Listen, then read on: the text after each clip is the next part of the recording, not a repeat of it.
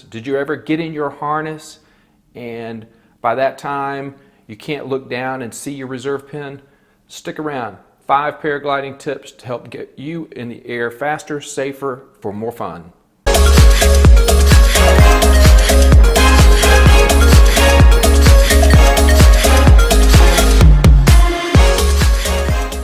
I was down in Florida last year and somebody came over to the radio calling Mayday. He was coming down under his reserve and he had not thrown it. He had forgot to check his pins and his reserve deployed.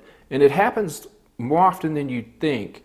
Harnesses get banged around in the back of your car or stuffed into a stuff sack and things hit the reserve pins and they can work loose. So yeah, you got to check your reserve pins. How do I remember it? Tip number 1. I take my speed bar connectors and I hook them around the back of the harness. So as soon as I pull my harness out, it's sitting there with those connectors connected, and I immediately disconnect them and look around the side of the reserve pin. You could connect it in front so you can't sit down. You could do something else. That's just what I use. But it reminds me before I ever get into that harness that I need to check my reserve pins. So tip number 2. Helmet on before hooking in. So before I climb into my harness, I reach up and grab my chin strap to make sure my helmet is on.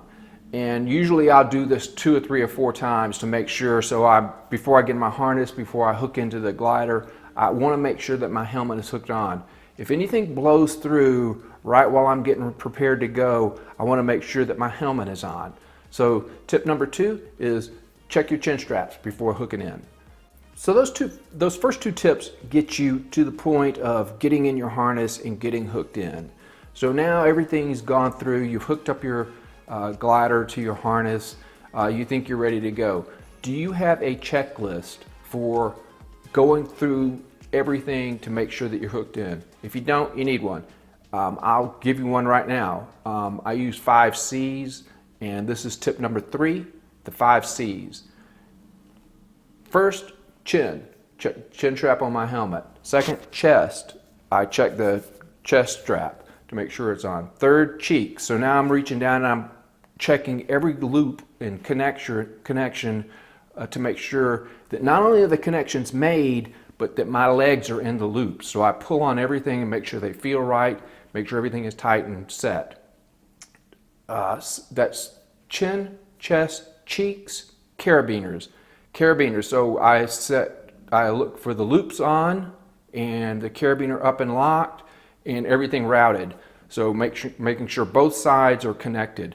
Then I check the last C is connectors, the speed bar connectors which run back. I check that they're connected and that there's nothing that they're running through. So in other words, they're routed properly. So connected and routing. So those are my 5 C's. Chin, chest, cheeks, carabiners, connectors. That gets me everything I need to make sure that I'm safe and ready to fly.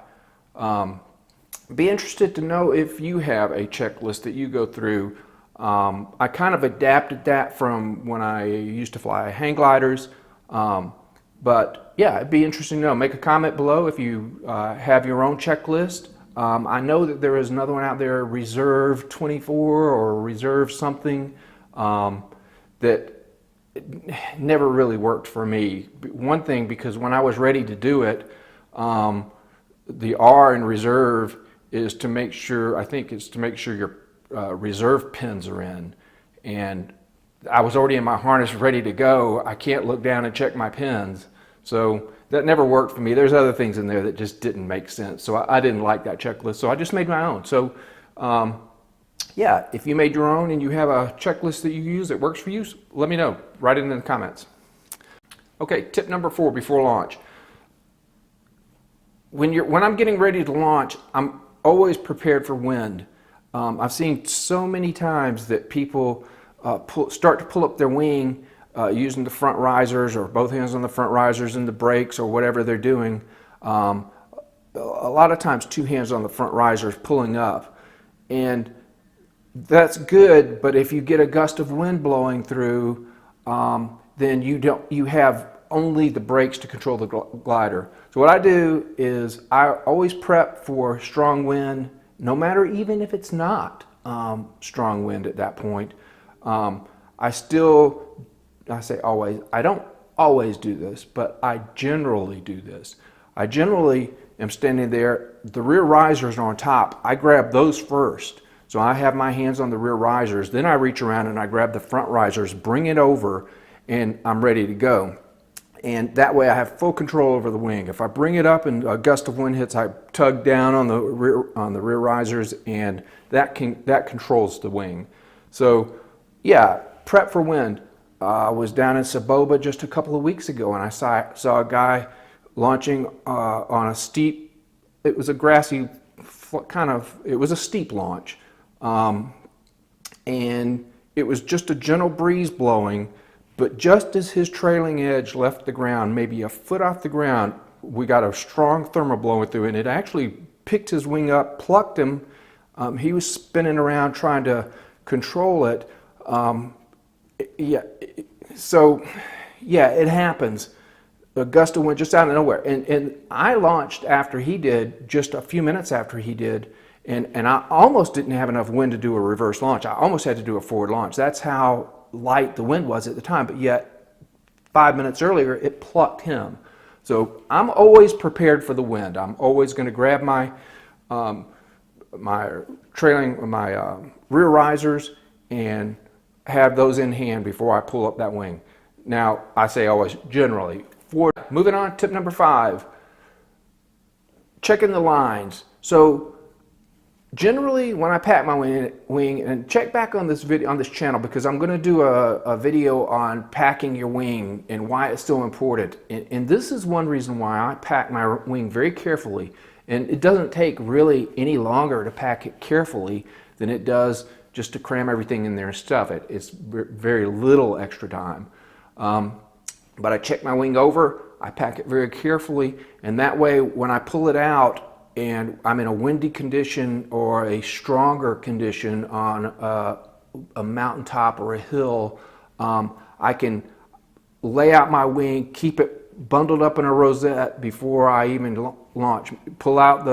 Open up the middle, check the lines, get everything lined up, and get the lines all untangled.